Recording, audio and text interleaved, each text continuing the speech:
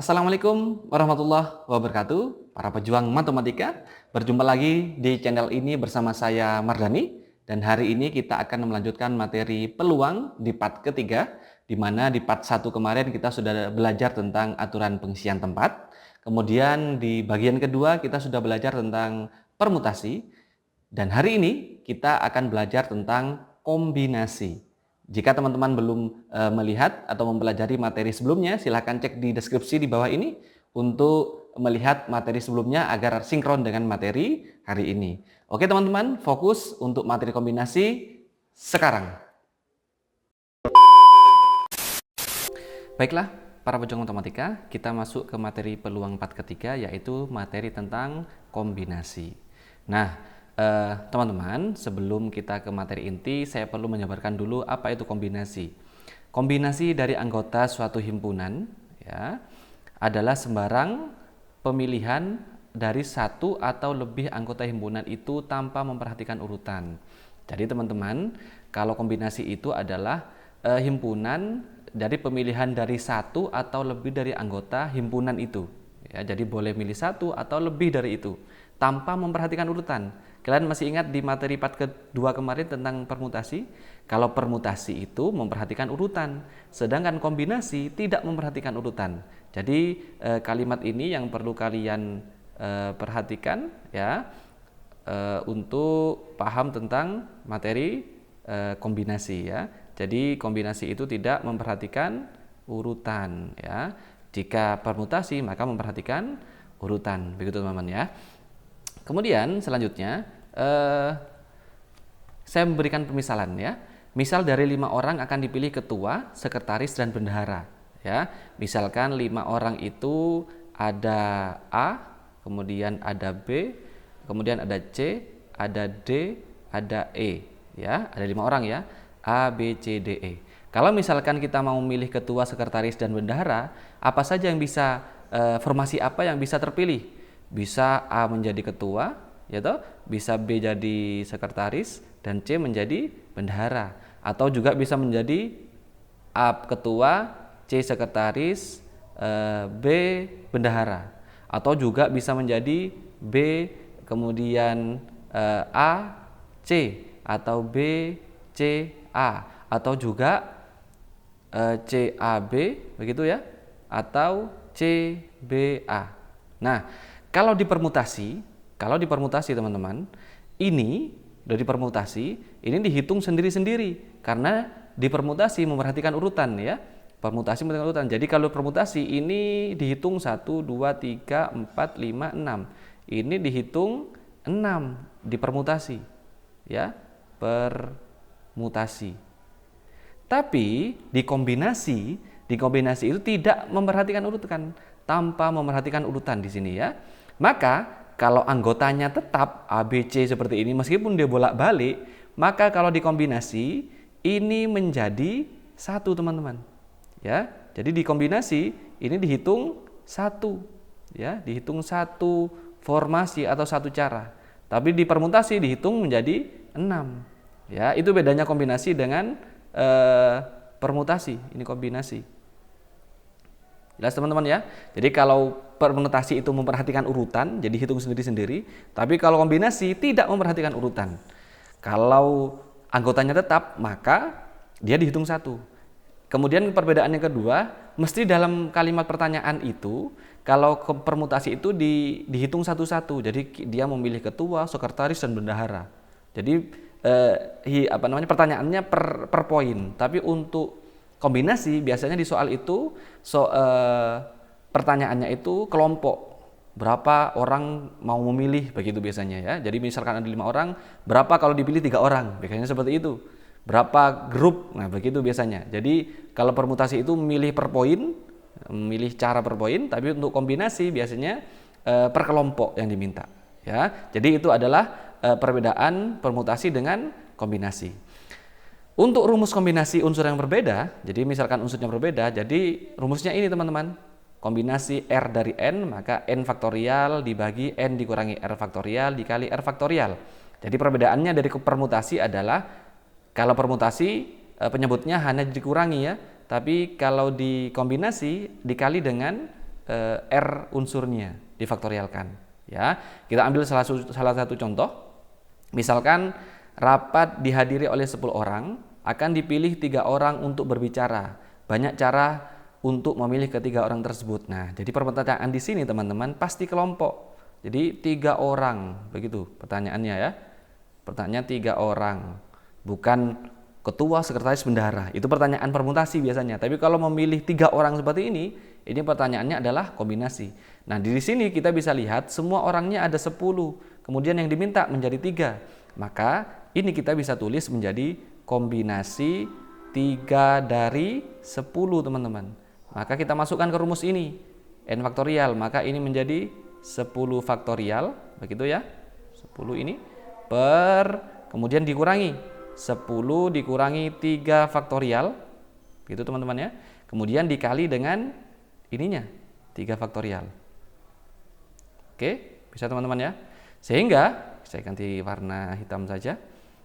Sehingga ini sama dengan 10 faktorial, begitu, dibagi 10 dikurangi 3 sama dengan 7 faktorial dikali 3 faktorial. Sama ini masih tetap. 7 dari mana? 10 kurangi 3. Kemudian 10-nya kita jabarkan yang seperti sudah kita pelajari faktorial kemarin. Kalau teman-teman belum tahu silahkan lihat di part kedua di deskripsi ini ya. 10 kita jabarkan menjadi 10 kali 9 kali 8 kali 7 faktorial. Nah, sampai 7 saja. Karena di penyebutnya ada 7 faktorial. Nah, begini. Kemudian kita coret 7-nya ya. Oke, 7-nya kita coret. Kemudian kita lanjutkan. 3 faktorial kita jabarkan menjadi 3, 2, 1. Oke teman-teman. Ini bisa kita coret ya. Ini kita bisa coret 9 dengan 3 kita coret menjadi 3. Kemudian 2 dengan 8 kita coret menjadi 4. Kemudian 4 dikali 3 sama dengan 12 dikali 10 sama dengan 120. Jadi banyaknya cara adalah 120 cara. Gimana teman-teman? Mudah sekali ya. Nah, sekarang kita lanjutkan ke materi selanjutnya ya. Ke contoh soal selanjutnya, ini kita hapus dulu. Nah, kita hapus. Sekarang kita ke contoh soal nomor 2. Berapa banyak cara memilih 4 anggota? Loh, kita pilihannya mesti anggota, bukan per poin ya. Dari 9 anggota suatu himpunan, jika yang A tanpa syarat apapun. Jadi sudah jelas di sini bahwa pertanyaannya di sini adalah mau memilih 4 dari 9. Maka ini pastinya kombinasi 4 dari 9. Sehingga ini sama dengan berapa teman-teman? 9 faktorial, benar ya, dibagi 9 kurangi 4, langsung saja ya. Atau saya tulis dulu biar kalian nggak bingung. 9 dikurangi 4 faktorial dikali 4 faktorial, begitu ya. Sehingga ini sama dengan 9 faktorial dibagi 9 kurangi 4 sama dengan 5 faktorial, benar sekali. Ini 4 faktorial masih tetap, gitu ya. Kita jabarkan. 9 faktorial itu sama dengan 9, kemudian 8, 7, 6, 5 ya, faktorial.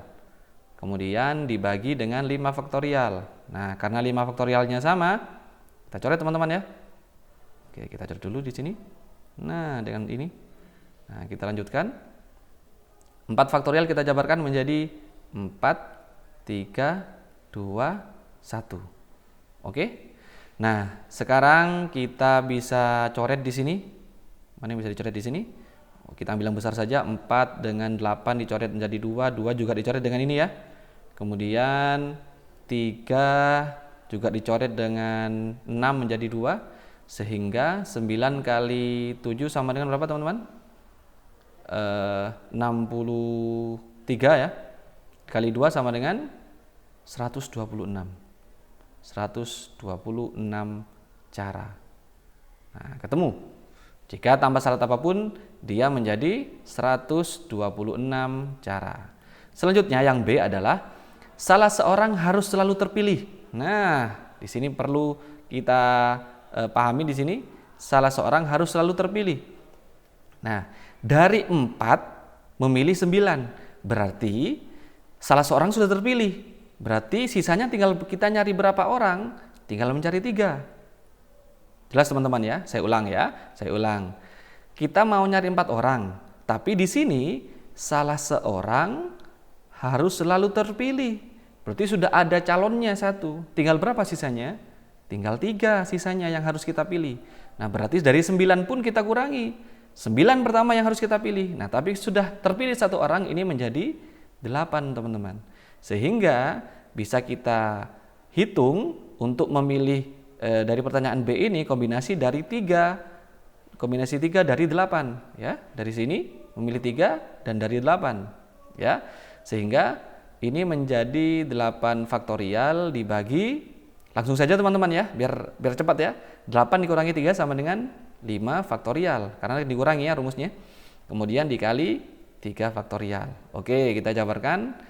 8 menjadi 8, 7, 6, 5. Sampai 5 saja ya, karena yang bawah ada 5 faktorial teman-teman. Kita coret ini ya.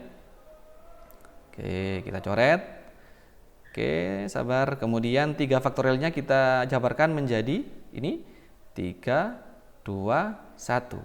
Sehingga 3, 2, 1 bisa dicoret dengan berapa? 6 teman-teman ya. Ya benar sekali, berarti sisanya 8 kali 7 sama dengan 56 cara. Nah, kita sudah menemukan dari pertanyaan A dan B. Mudah sekali teman-teman ya. Oke, kita lanjutkan ke soal terakhir, soal nomor 3.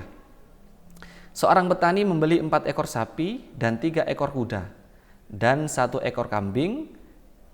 Saya ulang ya. Seorang petani membeli 4 ekor sapi, kita tandai di sini. Kita tandai saja.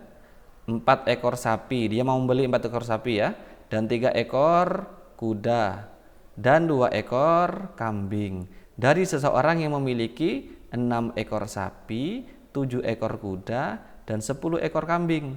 Dengan berapa cara petani itu dapat memilih hewan-hewan tersebut? Nah, kalau seperti ini teman-teman, berarti kita harus mengkombinasikan per masing-masing unsur.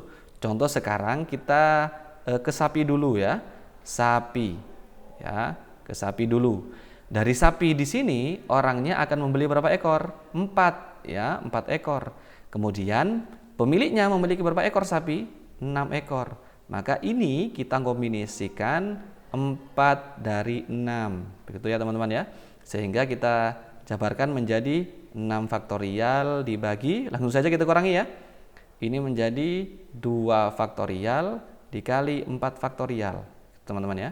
Sehingga kita jabarkan ini menjadi 6, 5, 4 faktorial ya. Per 2 faktorial 2 kali 1, 4 faktorial tetap saja. Oke, sehingga kita coret ini. Jelas. Ini juga bisa dicoret atau langsung saja. Ini berarti 5 kali 6 30 per 2 kali 1 2 sama dengan 15 cara untuk memilih sapi. Oke. Seterusnya setelah sapi ada apa? Ada 3 ekor kuda yang mau dia beli dari 7 ekor kuda. Maka caranya untuk kuda sekarang ya. Kuda. Kombinasi dari kombinasi 3 dari 7 teman-teman ya. Maka ini menjadi berapa? 7 faktorial dibagi, langsung saja dikurangi 4 faktorial dikali 3 faktorial. Kita jabarkan menjadi 7, kemudian 6, 5, 4 faktorial. Dibagi 4 faktorial, kita coret ini. Nah, coret ini. Oke. Kemudian 3 faktorialnya kita jabarkan menjadi 3, 2, 1. 3, 2, 1 ini bisa dicoret dengan 6 teman-teman ya. Nah, sehingga sisanya sama dengan 3 kali 5 sama dengan 35 cara. Oke, ketemu untuk kuda. Sekarang terakhir itu adalah dia mau membeli 2 ekor kambing, kemudian orangnya memiliki 10 ekor kambing. Caranya untuk kambing berarti kambing di sini kita tulis. Maka kombinasi dari kombinasi 2 dari 10 karena mau membeli 2 kambing dan orangnya memiliki 10. Sehingga ini menjadi 10 faktorial dibagi 10 kurangi 2 sama dengan 8 faktorial dikali 2 faktorial. Benar sekali ya. Sehingga ini kita jabarkan 10 kali 9 kali 8 faktorial dibagi 8 faktorial. Gitu ya. 8 faktorialnya kita coret. Kemudian 2-nya kita jabarkan menjadi 2 kali 1. Sehingga ini sisanya 10, boleh kita coret ya. 2 dengan 10 kita coret menjadi 5, sehingga 5 kali 9 sama dengan 45. Cara untuk kambing. Nah, totalnya berapa teman-teman? Karena ini dia pertanyaannya berapa cara petani ini memilih hewan tersebut. Maka totalnya kita kalikan. Berarti sama dengan 15. Dari mana? Dari sapi. Kemudian dikali punyanya kuda berapa cara? 35. Kemudian dikali punyanya kambing berapa cara? 45. Sehingga ini kalau dikalikan sama dengan 23.625 cara untuk memilih hewan-hewan tersebut. Nah, bagaimana teman-teman? Mudah sekali ya. Itu adalah materi kita untuk materi kombinasi. Semoga mudah kalian pahami. Nah, untuk selanjutnya teman-teman, ya, untuk selanjutnya adalah latihan skill kalian, ya, latihan kemampuan kalian dengan mengerjakan latihan soal ini. Ya, silakan dikerjakan. Ada berapa soal di sini? Ada 5 soal kalau tidak salah ya.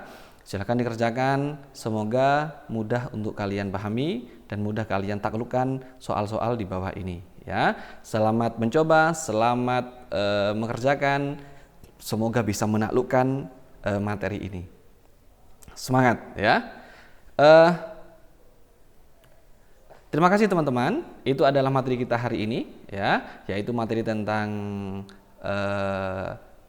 kombinasi. Jangan lupa dukung terus channel ini dengan cara subscribe di tombol merah itu, kemudian like dan share kepada teman-teman kalian yang selama ini mengeluh tentang matematika. Suruh datang ke channel ini, suruh lihat materinya, maka semua materi matematika akan menjadi mudah. Tidak percaya, datang dan buktikan langsung kehebatannya. Terima kasih teman-teman untuk hari ini. Mohon maaf, semoga bermanfaat. Assalamualaikum warahmatullahi wabarakatuh.